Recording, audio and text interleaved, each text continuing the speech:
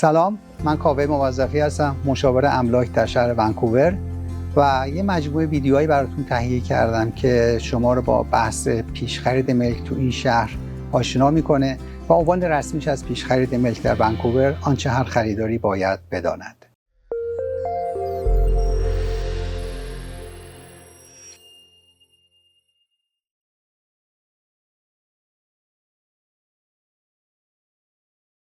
قبل از اینکه این مجموعه ویدیوها رو ما شروع کنیم، دوست دارم یه اطلاعاتی در مورد گذشته کاری و تحصیلی و حرفه‌ای خودم در اختیارتون قرار بذارم. من سال 67 دبیرستان رو تمام کردم، وارد دانشگاه خواجه نصیر شدم در تهران، مهندسی عمران خوندم و مدتی تو ایران کار میکردیم که حالا اون بماند، ولی حوالی سال 80 ما مهاجرت کردیم، اومدیم کانادا و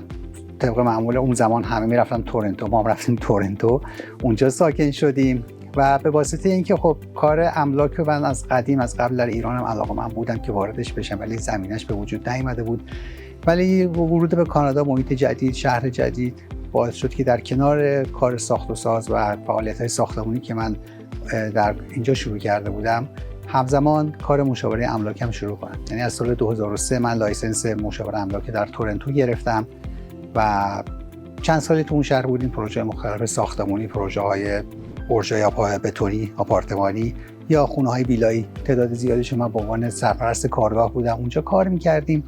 ولی خب به واسطه اینکه مقدار هوای اونجا سرد بود، اذیت می‌کرد، ما تصمیم گرفتیم بیایم ونکوور، این شهر سبز و قشنگی که الان توی این بک‌گراند ویدیو می‌بینید. و خب این جابجایی باعث شد که خب ما کلاً تمام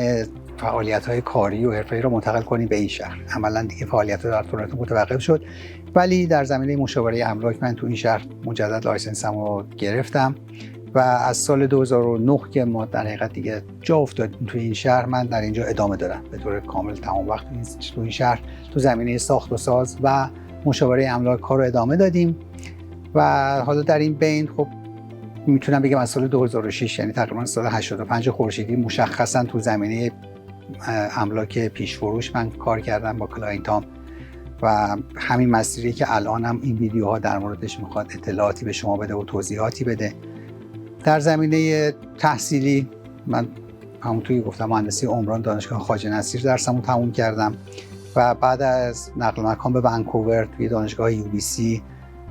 فوق لیسانس مدیریت پروژه و ساخت و ساز رو گرفتم و در کنار اون حق امضا به عنوان پروفشنال انجینیر، حق امضای مهندسی در این استان رو دارم و همینطور به عنوان لایسنس بیلدر، به عنوان کسی که پروانه ساخت و ساز در این شهر رو داره، این لایسنس رو دارم و خب پروژه‌ای بوده که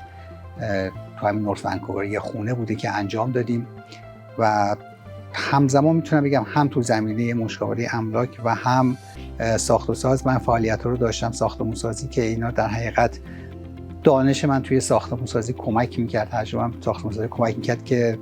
کار مشاوره املاک رو بهتر انجام بدم و همینطور کار مشاوره املاک من کمک می‌کرد که به مردم و مشتریان کمک کنم که بهشون توصیه کنیم که چه ملکی رو کجا بخرن، چه جوری بسازن اگر می‌خوان بازسازی انجام بدن، چه کارهایی رو انجام بدن، چه کارهایی رو انجام ندن. و لازم دونستم به هر حال این مقدمه رو برای افرادی که خب طبیعتاً با من آشنا نیستن گفته باشم و بعد میرسیم به بحث اصلیمون که در زمینه خود مبحث پیش خرید هست.